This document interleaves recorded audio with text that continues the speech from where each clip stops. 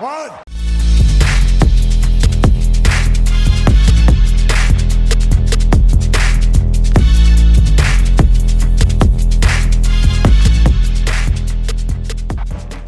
Well, without further ado, we are going to be going over some Survivor Series matches.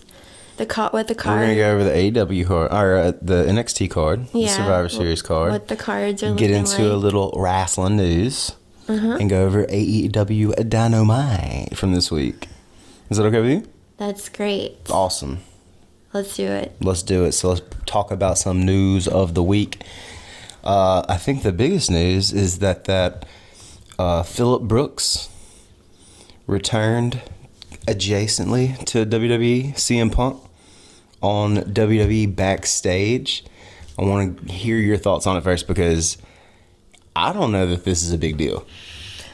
Well, okay, as we know, CM Punk signs a Fox deal for WWE's Backstage show. And everybody was going crazy when this news broke. I mean, that's all my timeline was on Twitter. And this is a Fox deal, not a WWE deal. And he also reportedly turned down a big offer from AEW. So that's interesting. After he showed up, Rollins tweeted, Fight me. The Twitter. Fight me. The Twitter king, fight me. So yeah, I mean, he showed up, he said he's gonna not break the internet, Change the culture. You know what this felt like to me? What? It felt like Michael Jordan returning to the Wizards. It felt like a little bit worse version of yourself walking in, and then when I see you in a place that I don't recognize you in. And I think what he does for this show, I guess, will be cool. Like, it's set up for him, especially as a Fox deal and not a WWE deal. But I don't know. I've heard a lot of people say, like, this is definitely a WWE deal. He's back. He's coming back. It's not a WWE deal. It's a Fox I know it's deal. not quote unquote a WWE deal, but what I'm saying is that for him to sign this Fox deal, that there were negotiations and talks with WWE that made him want to sign this. And I don't know how many episodes he's doing. He obviously isn't going to be there weekly, and he may have just signed for 4 to 6 episodes, and they said, hey, we'll see how it goes. This show needs all the help it can get. This is the show that got about 50,000 viewers. Yeah. So anything will obviously give it a little bit of a heartbeat, but I don't know. It just Twitter rocked. It worked, but I just don't feel anything from it. It's not big to me. Well, am I wrong here? Yeah, because it's really big to a lot of people. Why? What's he gonna do on this show? It's not really about this show. It's the fact that it has anything to do with WWE. And so he's obviously opened his mind more, because he wanted 4 years ago, if he would have got this offer, no, there's no way. Okay? He wanted nothing to do with WWE, no shape or form whatsoever. Right. So the fact that he's finally coming on to do this, it could be baby steps into something more. And I feel like that's how a lot of people are looking at it. But wasn't the version of CM Punk that we all love, the rebellious, I want out, I'm gonna be this rebellious cause? Yeah. How are you gonna do that now? I mean, that's why we'll have to see what happens. It doesn't feel like it doesn't feel natural. It feels weird to me. And I hope I'm wrong. And I'm sure that I probably sound silly to a lot of people because they're crunk as hell about it. Yeah. But it just fell flat. Now, I'm a UFC fan, so I just saw him get his ass beat and laid on top of by guys that aren't good at the sport. So I have a bad taste in my mouth already. That doesn't make who he is, though, that one loss. 2. Okay, well, there's 2 losses. You know why there wasn't a third? They fired him. So he advertised that he will be there, in fact, this coming up Tuesday. So he's advertised now I'm interested in seeing how many viewers tune in, because that's going to be the ultimate thing, the ultimate test. Okay, let's break this down. What number do you assume that they were kind of looking for the very first week? I have no idea. I don't know anything about networks. No, that timeline, I would say you'd be happy with things over 150,000. I feel like that's about the number that they're looking for. I think that 50,000 was way short. What do you think Punk draws? I would say that if he didn't get 250,000 viewers, it'd be a disappointment. I can agree with that. But I would think that Fox Sports would be happy with 150,000. Yeah. Now, the question is, what happens if he comes on next week and is not on the following week? Oh, I can almost guarantee he won't be on the following week. If that number drops again, then what do you do as a business? Like, you've got to be like, all right, well, we either don't do this show or we get him full time. Yeah. It'll be interesting to see. What a weird little thing this is. And one of the reasons, because we're not going to go over SmackDown and Raw individually because we don't want to put you to sleep. But one of the things on SmackDown was they mentioned CM Punk on this show. Corey Graves had nothing to do. He had nothing to say. And Michael Cole spent 5 seconds on it while someone was making an entrance. To me, that sounded like Fox Sports saying, hey, make sure you mention this, and them going, we have to do it because they told us to, and they give us $1 billion. Yeah. So, it just feels funky to me. It does not feel real. I don't know. We'll see where it goes. All I'm saying is, hey, sometimes it takes baby steps to get to big steps. You're right. We'll see.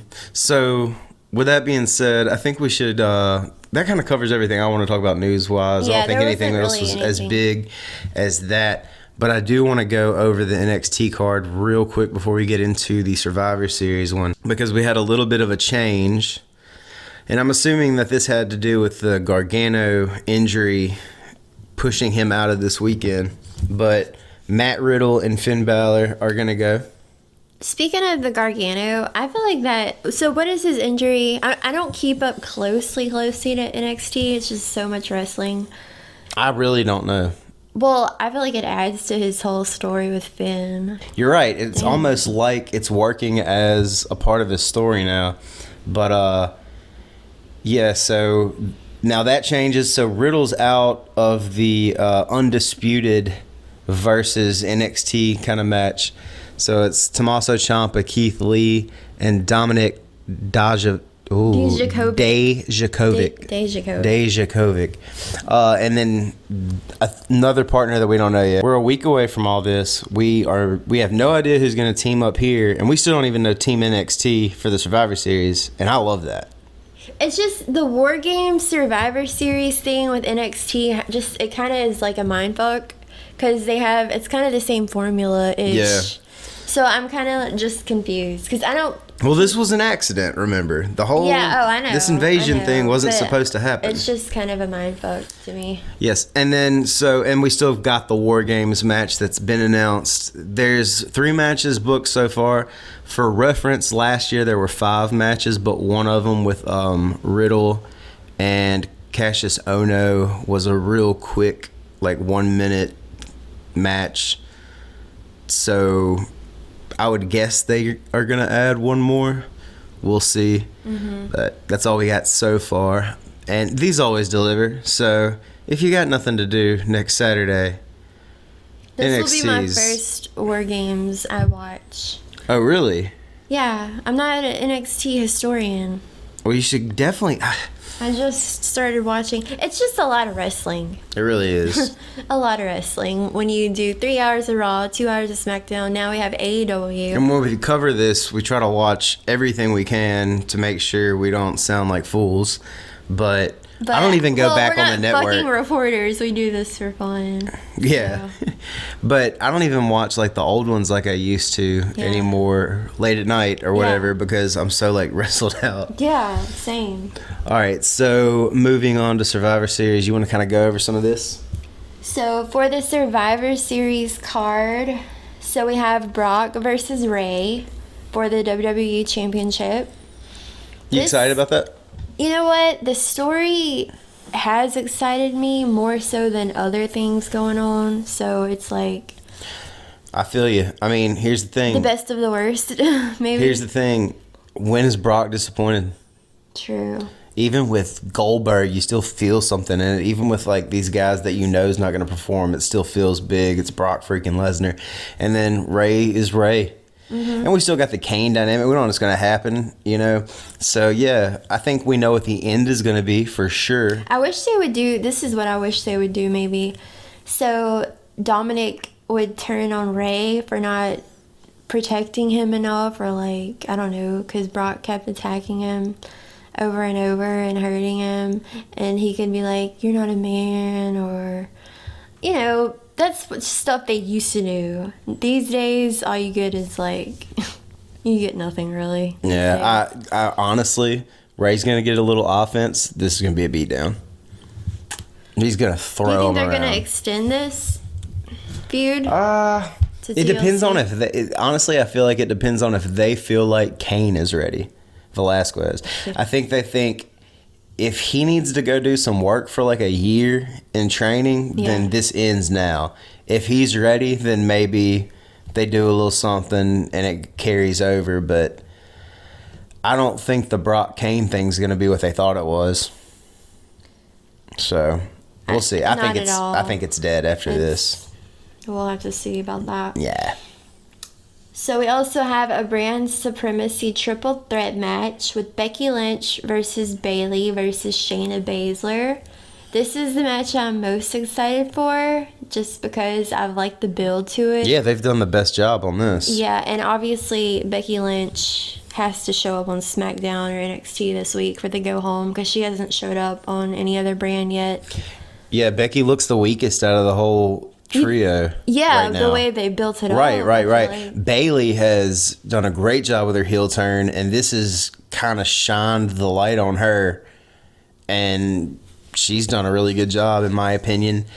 And you're not a big Baszler fan. Has she changed your mind any of the past 3 weeks with... Okay, right. So I just feel like her title reign has lasted way too long, and she's not... I mean, she's great, but she's a dime a dozen in NXT, I feel like. Especially after I watched Rhea Ripley. Now, that's a badass bitch. NXT definitely has the best women's division in wrestling. Oh, hands down. And it's not even close. Not even close. And you can have Becky, and you can have Charlotte, and those two are the best. But top to bottom, NXT's women's division is crazy. I would say this class you would say of NXT of women's wrestlers is better than the Becky, Charlotte, Sasha. I'd take it class. too. I would too. Yep. So yeah, after seeing Rhea Ripley, that's a bad bitch. Yeah, and she I really even is. tweeted like she's gonna be a huge star. Yep. And Io is incredible. Yeah, so that one will definitely be one to watch. Okay, the one that I don't really care about, the tag, the Viking Raiders versus the New Day versus the Undisputed Era. Do you want to hear my Let's Keep It Kayfabe moment of the week? What? So, on SmackDown, the New Day was facing the Revival. Pretty good match. You don't even... I'm not even getting into it because you're just a straight... I'm not a Revival fan. You're a I'm hater. Sorry. You don't like... They bore me. You don't like good things. Anyway, the Undisputed Era interfered in that match, cost the Revival a chance to win the titles again. Yeah. And after the attack, some of the SmackDown locker room made the save. Here's my Keep It Kayfabe moment of the week. How was Otis the first to the ring to make the save? And the Lucha Brothers... excuse me, not the Lucha Brothers, but the Lucha Party was last. It made no sense to me. Otis running to the ring was freaking hilarious. I love Otis. He's better than... Heavy Machinery is better than the Viking Raiders, so... Well, they entertain me more. You heard it here first. So yeah, we have that match. Then we have AJ Styles versus Nakamura versus Roderick Strong. And as everyone has noticed, if Nakamura wins, he is truly the king of strong styles. Hey, wait, did you just come up with that? No, it's been out for like somebody on Reddit came up with it, and then about 200 people on Twitter pretended that they came up with it. That's usually how it goes. Yeah, but dude. This match, obviously, the names, I mean, it should be great. Yeah, it will be. Do you want to know a little bit of news? What? This match was originally supposed to be AJ Styles versus Roderick Strong versus Daniel Bryan. But they needed to move Daniel Bryan to the title match, so they inserted Nakamura. Why? I heard that too. Why did they have to move Daniel right now to face Bray Wyatt? Well, I would assume that they didn't necessarily have to just move him. It also meant that Daniel would have to win the Intercontinental Championship, and they just didn't feel like writing two stories. They felt like writing one. But I'm intrigued by the Daniel Bryan. Here, I want Daniel to be a face, and I want the Yes Movement to be cool. I want him to be back in that top gear. I also want him to join the Artistes. That's not gonna happen on SmackDown. I know, I saw, but the whole time I'm watching it, I'm like, they're making it to where that's bad. These are like they don't want people to want him to do that, but I want him to do that. So yeah, that one should be a pretty good one. Shall we go over Team Raw? Well, it's like I'm really happy that we still don't know who some of these members are. Yeah, I like that guessing game, but I don't think we know all of the members are Raw. Correct. And SmackDown. Then why'd you just say? We don't know anybody from NXT. Oh. We don't know any of the 5 women from Raw. We don't know any of the 5 women from NXT. We do know that Nikki Cross got into the last slot in SmackDown. But I like not knowing. Yeah. It means the go-home shows could be worth a damn, I guess. Because typically they're not. So for Team Raw, we have Seth Rollins, Drew McIntyre, Kevin Owens, Randy Orton, and Ricochet. So how do you feel about these 5? I think we got 4 of these right. We missed Kevin Owens, and in fact, we put him in, and then we said, well, never mind, because he's out walking his dogs. But they didn't have anything for him. It's just kind of typical. It's like, here's this high-flying babyface. Here's the old crafty vet. Here's the guy that we want to carry the show. Here's a heel that we like right now.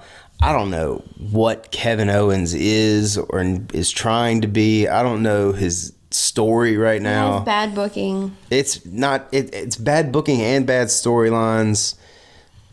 Everything he's done in the past year has just felt like it doesn't matter. The Shane thing felt totally flat. And they probably blamed him on that. They probably said, he couldn't get the crowd behind him.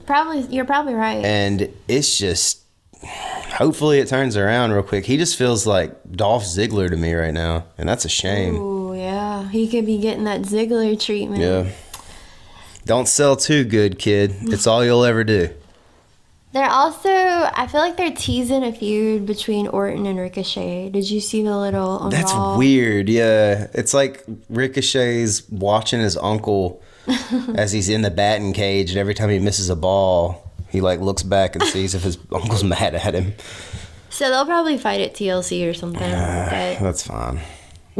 I mean, Orton and Ali was good, so why wouldn't Orton and Ricochet be good? yeah.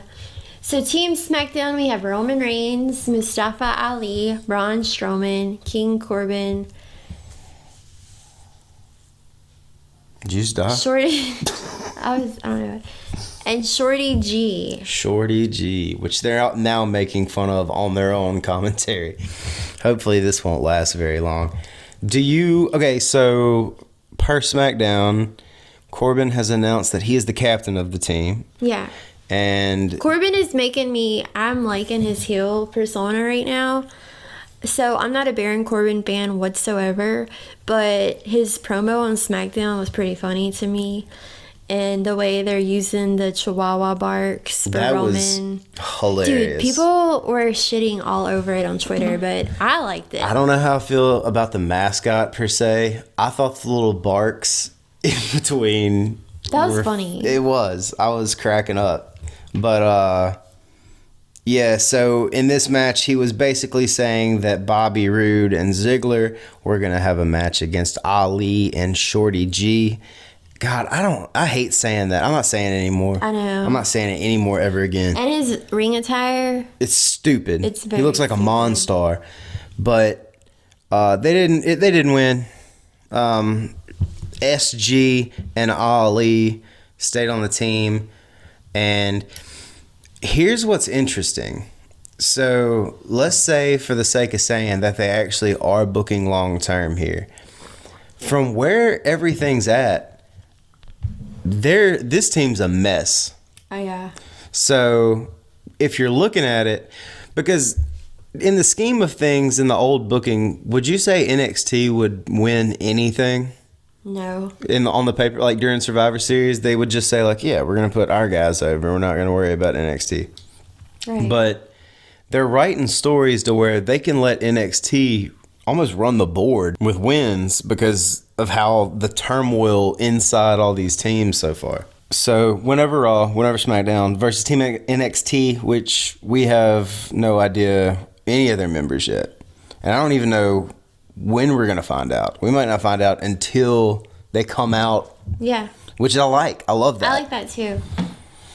And that would be very Triple H-esque, kind of like, we're not going to show our cards here. Mm-hmm.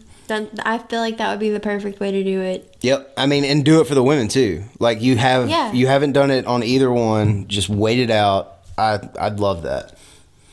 I don't like on SmackDown they had an 8 women's tag match with the SmackDown versus 4 NXT women. Yeah, the only thing I can think that was just trying to get as many eyes on the NXT girls as they could, so it would translate into when you watched Survivor Series. I don't like that Dakota Kai had to eat the pin. I like her. You do? I do like her. I'm surprised. Why?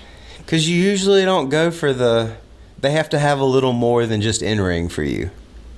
Well, her in-ring, I don't know. She impressed me, and I like her too. yeah. I think she'll definitely be one of the members of Team NXT. Okay, and we also have The Fiend versus Daniel Bryan.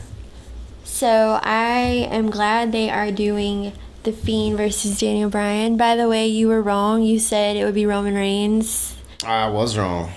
Remember you said that would be Bray Wyatt's next feud? I did They're say saving that for Mania, maybe. I think Or Rumble.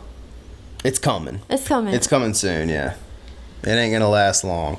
But I wouldn't be mad if they, stretch the Daniel Bryan, Bray Wyatt. Not one bit. But, I mean, let's kind of go over the backstory. So, The Fiend attacked Daniel Bryan a couple weeks ago backstage with the Mandible Claw. And, okay, I was really excited because then and there you knew, okay, Daniel Bryan's going to be his next opponent. So, Sami Zayn and Nakamura, remember, they had been asking Bryan if he was going to join them.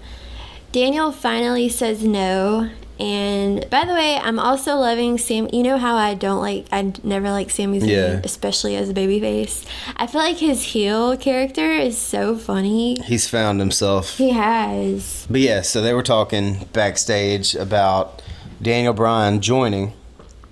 And I'm going to let you kind of go over it a little bit more, but I just want to bring up, this is probably the most well-rounded story they've written in a very long time. Yeah, I agree. You don't just have these two guys wrestling each other. You have so many different angles you can look at this with. And even though we know what direction it's going to take, it's just really awesome to see Zayn and Nakamura and Bryan and Cesaro and The Fiend all in this little world together now in this story. By the way, how do you like the blue title? I like it. It looks good, but if I'm keeping it kayfabe, I don't get it. He just wanted a blue title?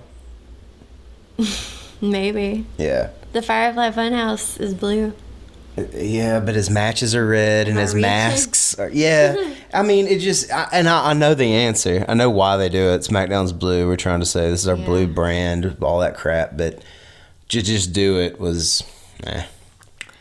So Bryan was on Miz TV this past week on SmackDown. So Miz is interviewing Bryan, and Bray interrupts from. We're not even gonna go into like the dialogue. Okay, here. I do want to interrupt then. You do? Yeah, because I loved when Miz went over his whole shtick, and then Daniel Bryan just goes, "No, Miz TV sucks. Miz TV has always sucked." It was probably my favorite line of Daniel Bryan's. Their shots. That's what I love with Daniel Bryan and Miz. Like they're always gonna take shots at each other. And the Miz's face was just that of like a rich person being told like they didn't have as much money as this other person. He was just like scoffed. He was like, "Oh." That was the best moment of SmackDown for me. Bray interrupts from the Firefly Funhouse, and he says it's very rude to speak about another person when they aren't present. And maybe the Fiend attacked Bryan to remind him about what he did. Okay? So, we never found out what he did, right? Well, I think that if you kind of look at the route that the Fiend has taken, it's the same as it started about, what was that, 2013 when the Wyatt family started kind of coming up? Yeah. You know, it was The Shield, and it was Daniel Bryan, and it was Kane. And that's kind of the people he's been taking out. So he's kind of righting the wrongs of his booking, almost. Hey, I like that. Yeah. So basically, Bray proposed a fight, Yeah. and Daniel Bryan says no. And then all the Firefly Funhouse characters, one by one, say yes. I like that touch. Yeah, I like that touch too. Daniel says if they're gonna fight, then let's do it for the championship. Bray then starts the yes chant and continues to do it as he goes off the air. And then SmackDown ended 3 minutes early. I don't know what that's about. I think, you know what my initial thought was? What? This is Vince getting them back for the CM Punk thing. What? I really did think that. He said, we'll just cut it off 3 minutes early. No. I really do. Shut up. I'm telling you. I feel like this is an ugly war. He's feel not like- happy. I feel like last week it ended 3 minutes early too. Really? I didn't notice. But, yeah, so I'm going to need a little more because they're these Firefly Funhouses, because I want a lot out of this. Like, I want to enjoy this. And I'm going to need more because the Firefly Funhouses are so subliminal that sometimes the message can, like, Daniel has to deliver and be very clear in what he's saying. Yeah. And at the end of the night, I was a little confused. I don't want to be confused at it. I want to know where we're going. Unfortunately, with a week left, I don't think we're going to get much more. That's the thing. I'm like, why are they waiting 2 weeks before the pay-per-view? Just had to have a match. Had to do something. I know, but it sucks It because does. this could be so much better. They want Roman, and I want this, and I want this to just be better. I want them to take a little more time with it, but they won't. Especially with the Sammy and Nakamura, like this whole, even Sammy being like, "You need us." I don't know. I want more out of this. It's turned me on. So a couple. Speaking of being turned on, What are you about to talk about? What are you about to talk about? well, there's been another pregnancy in WWE. Another one. Do you want to go over this I mean, whatever. for the brand? Okay, Lana Lashley Rusev segment. Basically, Lana says 7 weeks ago she had sex with Bobby Lashley for the first time. The Excellent. crowd is just like hating on this so hard. They're booing and chanting boring. She says she's 9 weeks pregnant. So basically, Rusev is the father of her unborn child since she had sex 7 weeks ago with Lashley. And then Rusev comes out. Lana starts slapping Rusev. Then Lashley comes out and starts beating up Rusev as Lana looks on and laughs. And then she says, I cannot believe he thought I was pregnant. Okay, so stupid. Like, why even do this? They seriously did this. And oh, by the way, we forgot to mention that Rusev admitted to being a sex addict. Oh, yeah. I wish I could read the cliff note that I read of this, because this was taped, because it was in the UK, and it was like, crowd hates it, Lana's pregnant.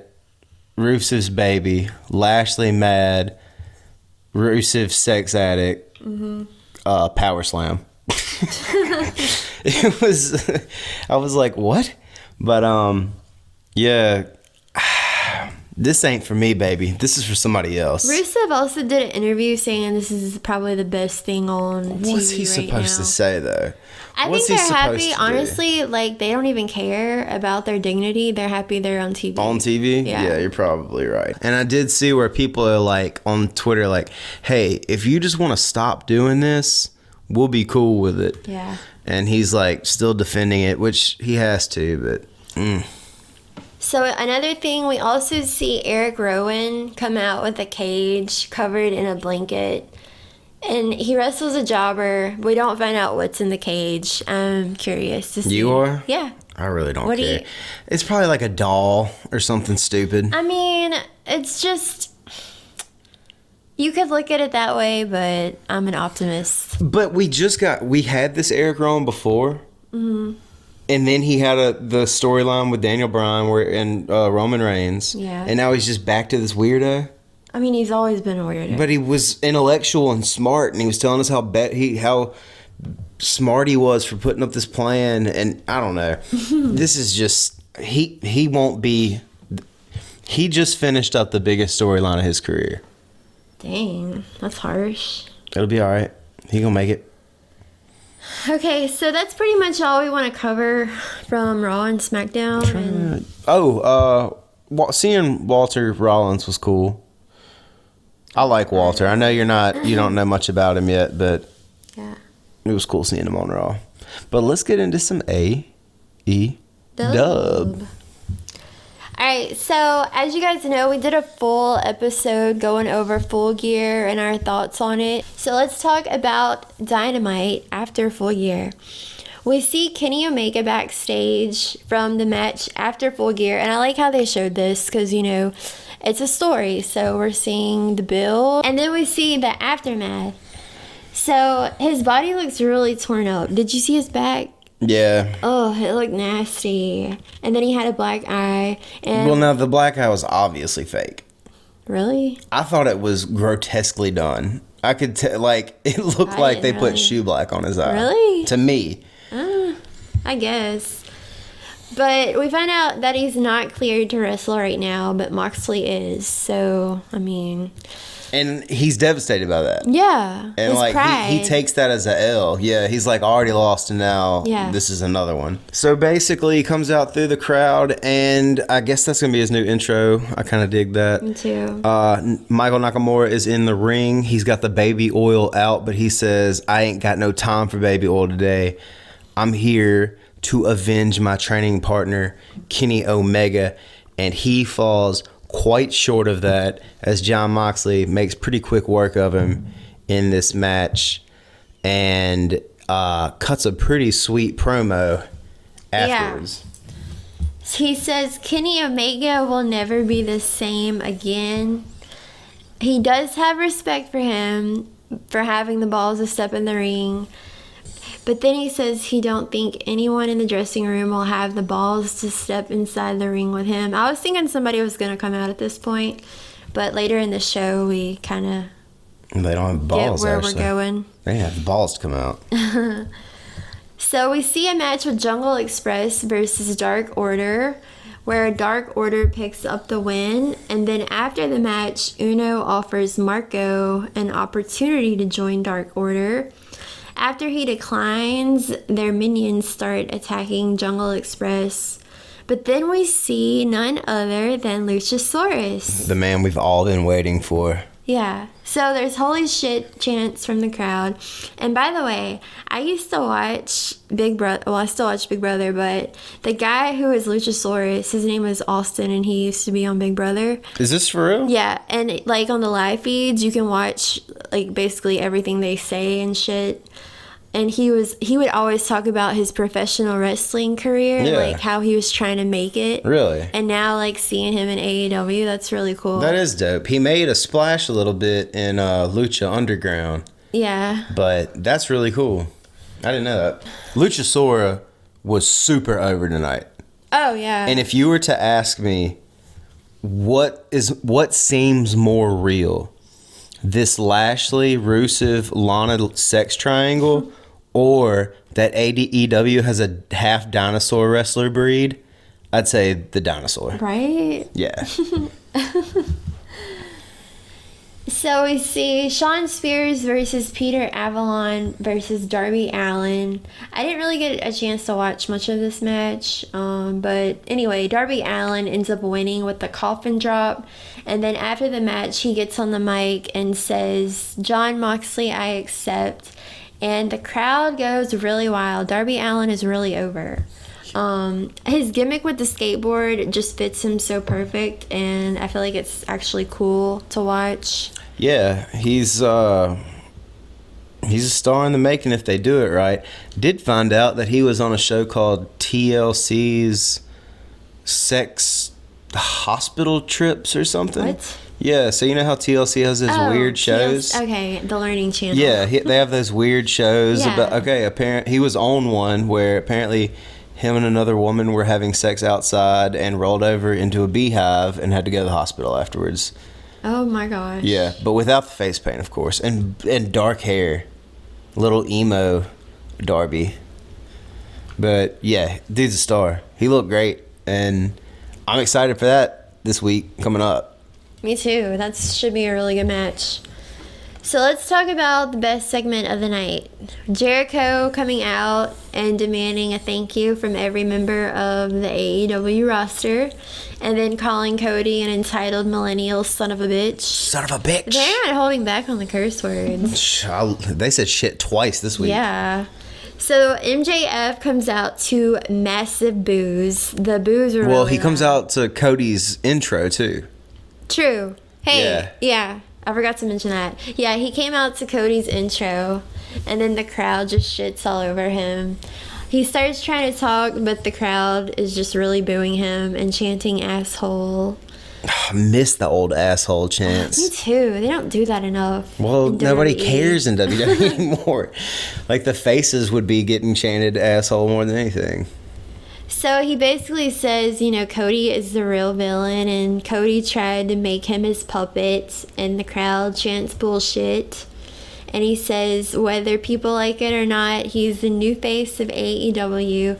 So MJF's mic skills are really good, and he actually reminds me of a young Jericho on the mic, Yeah. which is why High praise. I like how they kept going back and forth. Yeah. When they were talking about MJF joining the Inner Circle. So Cody comes out. Do you want me to join the Inner Circle? How did it go? Do you want me to join the Inner Circle? Or He kept going, do you want to be in the Inner Circle? Do you want me to be in the Inner Circle? That was Do you want to funny. be? It was pretty That great. was good shit. So Cody comes out. Okay, can we talk about the botched power slam? Yeah, it looked Okay. bad. But hey, were you listening to the commentary? Yeah, Excalibur It fit explains. well, yeah. Yeah, he did great. He was like, look, this dude's got 30 stitches in his head. He doesn't have his bearings about. Yeah. But yeah, what bad timing. So then we see Wardlow come out and attack Cody from behind. This guy, who is this guy? Do you know? I don't Okay. know. I didn't know if he was like from the Indies but he looks pretty massive. And I'm thinking maybe he'll be MJF's kind of like bodyguard. Apparently he is going to be the muscle. But yeah, I really enjoyed this segment, and the Cody MJF feud is something to really anticipate. And the story writes itself. So. Now we'll see where it goes, but somebody on Twitter did ask the Jacksons if the stipulation that Cody would not be getting another title shot would hold since the towel was thrown in, and he said yeah. So we'll see. But as of right now, one of the members of the top brass says that he is not going to get another title match.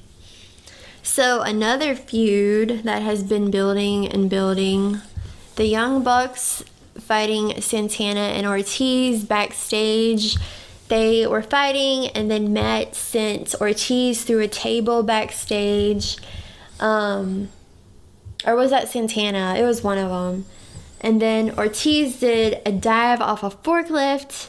After the commercial, the fight continued, and Santana and Ortiz took some spray paint and sprayed a circle, get it, inner circle, on a table, and they slammed Matt Jackson, and they're just causing mad chaos. It's really making you have a distaste in your mouth for them, which is how a heel should be. You should be like, you know what, these guys are despicable. I loved when Brandon Cutler came out to help the Jacksons, and he was like, "Get out of here," and they were like, "All right." And Ortiz turns around and goes, "Hey, Brandon, we lied," and then just starts beating them all up again. But yeah, so a couple things out of this. Great storytelling, because the whole time while we're watching the beatdown of Cody, you're thinking in your head, why is no one making the save? And yet now you realize why. Touch. Now, the interesting thing about all of it, to me, and this story is not really being told, but it is that your boy, Cowboy Shit, where he's never helping out. Adam Page is never out when the Elite's getting these beat downs. And everybody else has an excuse as to why. So I feel like we're going somewhere with that. And I also love the segment with Orange Cassidy in this. Did you have the bathroom? Yeah, that was Dude, that was funny. When I belly laugh watching wrestling, it's the best night of wrestling. Yeah. Like when there's a good match or two, and I'm belly laughing, or there's a vignette that's just fantastic, and that's why I love AEW so much. You just never know what's going to happen. They hit all my emotions. So in the main event, we have SCU. Boring. You do not? Oh, brother. I'm about to make some of y'all mad. I'm not an SCU fan. They just... You know, the tag division in AEW is so elite to me that SCU, they're just boring. I mean, they're great. Don't get me wrong. They're great athletes. But, I mean, you also have the Young Bucks, Santana and Ortiz, who they're starting to really grow on me just because of how well they play their role. And they're, on top of that, they know how to wrestle. Private Party. I mean, I haven't seen a bad match with them. It's just the Lucha Bros. I mean, it's just like endless tag team talent. So SCU, it just bores me a little bit. That's all I'm saying. So they fight. So just to recap, SCU and the Revival, two of the best tag teams in the world right now. They remind me of each other. Yeah, they're boring. So SCU fights Jericho and Sammy Guevara for the AEW Tag Team Championships. Sammy Guevara needs to keep his damn tongue in his mouth. Hey, he plays that like bad boy, Spanish tool. God. Yeah. Spanish God. He plays that pretty well. So there's one spot in the match where Jericho gave Scorpio Sky like a really stiff slap in the face, and you could hear how painful it sounded. Jake Hager got involved, which in turn got Christopher Daniels involved outside of the ring. Jericho gave Scorpio a code breaker, but by the way, this match was going on literally till the last second, because I was watching the time during the ending, and I was like, are they gonna like legit run out of time? Dude, all wrestling shows should be able to go over a little bit if they need to when they're live. Yeah. That's one thing that I wish they would do, is they would grant them 3 extra minutes if they needed it. So Jericho gave Scorpio the code breaker. Then Scorpio rolled up Jericho for the win, and then Jericho just looked, shocked, like, how did he get me? And I want to reiterate and say I do like Scorpio Sky. I just don't like SCU's gimmick, I guess you could say. Well, I feel like the LA. One of the reasons SCU is going over the way they are is because they're trying to build Scorpio Sky more. I think they look at this trio and realize that with Daniels and Kaz's, having some miles on them. How old Frankie Kazarian. How old is Kazarian? I'm not sure, but I mean, he was in NXT. No way. Or not, excuse me. He was in TNA like in the early days. Yes, I mean, he's up there. But I do want to say that this is big because this is Jericho's first loss in AEW where records count. and he specifically got the pin. Mm-hmm. And I feel like that is significant, and especially with Scorpio Sky, because like we were just saying, I feel like they're building something with him. I don't know how great of an idea that is, but we were kind of talking about this last time. Like, how long can you rotate your top guys, mid-card guys, and tag team guys before you add somebody new to the mix? And I feel like that's what they're doing with him. They look at him and go, you know what? This guy can be a top-tier guy. I don't feel it. I don't get work. Like, it doesn't work for me. When he comes out, I'm not like, oh, yeah. No, I feel like he could. Some do. I think he has the look, the name, the athleticism. I think he could be a big top guy. That's where I think they're heading. So in closing, this was another really good episode of Dynamite, and it's Dynamite. I love it. It's continuing to lead us and further us into storylines, which is why I love professional wrestling. Yeah. So let me ask you something. What? Today is Sunday. We're working on it and growing into Monday right now. Mm-hmm. We got Monday Night Raw, which is tonight. We've got if you're listening to this on NXT. Monday. We got AEW. We got SmackDown. Yeah. We've got NXT TakeOver. We've got Survivor Series, and we've got Backstage. What are your top three excited? Yeah, we got a lot going on. Oh my gosh. Right. What are you most excited about? I mean, Survivor Series. This feels like a big four Survivor Series.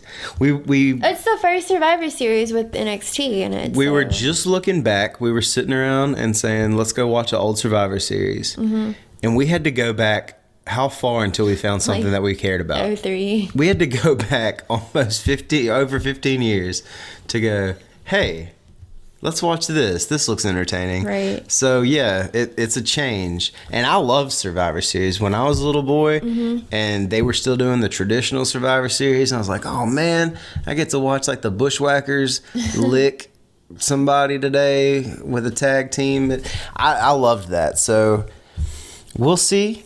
I'm really curious about Backstage. Me too. I was just about to say, I'm very curious on CM Punk's analysis. Or, like, how they're going to use him, what questions they'll ask him about the WWE product. If he'll give his real opinion, or if he'll kind of... I mean, it's like, what does he do? I mean, because let's be real, none of this shit is probably up to his likings. Like, what's he going to say about the Lana Rusev thing? What's he gonna say about the Baron Corbin Chihuahua barking?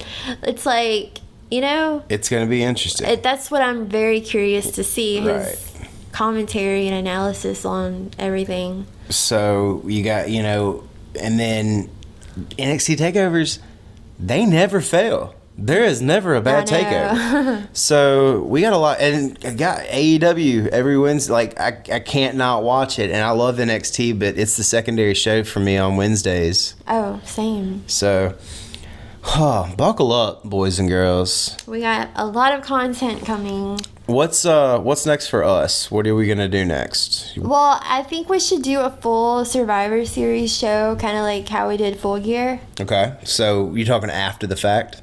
I mean, I'm looking to upload it no later than Tuesday after Survivor Series. So a recap show? Yeah. Right. Which we could kind of include the go-home shows in that show instead of... Cool. So as of right now, we're going to do that. We might, if we see each other during the week, we might throw in something after Backstage if we see each other and something, big happens. But as of right now, just catch some sleep in between. You've got 40 hours of wrestling to watch next week. We're going to end it off here? Yeah, I think so. Is there anything else you want to say? Just shout out to Kyle O'Reilly and the Undisputed Era, man. Why? I love him so much.